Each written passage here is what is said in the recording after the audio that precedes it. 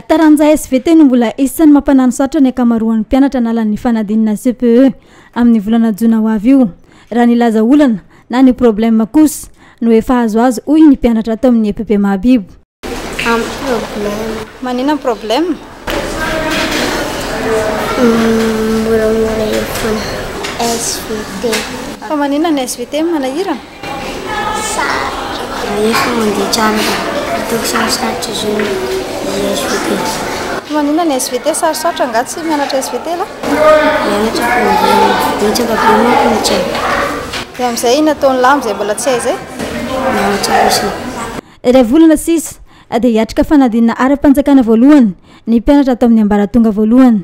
Amin'izao fotoana efa anatin'ny famerenana dia sy natanteraka sy ny fanamafisana orona ireo taranja izay mbola ahitana lesoka ny mpampianatra. Ny programma moa zany efa vita fa miroso tanteraka eo amin'ny famerenana zany izay amin'izao fotoana izao. Ny manano sarotra moa zany resaka eo amin'ny problème zany zao manano sarotra. Satria ny ankizy zany ohatra ny hita hoe faible zany reo e. Ohatra tsy dia tia mampiasa saina loatra zany ilay ankizy amin'izao. Vono zany dia manao révision générale. Ka ao anatin'izay révision générale zay zany no ahafahany mijery hoe aiza mbola lesoko. Ka ireo lesoko rehetra zany dia hita ao anatin'izay révision générale zay.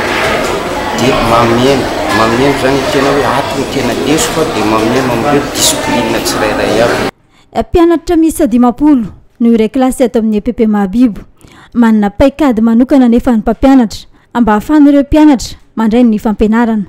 Ny paikady ampiasany zany dia famerenana matetika an'ireny zavatra manahirana an'ireo ireny araka ny eto amin'ny tableau amin'izao fotoana izao zany fa anaty manao problème mihitsy izany.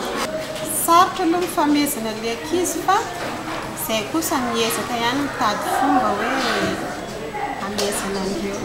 Dia manao karazana tipana exercice be dia be zany tena ahafahany tena mifiain'ireo zavatra rehetrarehetra. Dia eo ihany koa zany fampirisiana an'ilay zaza mba azoky izy ianao ilay fampiarana na tia ampianarana na any an-trano izy mamerina izay fampiarana.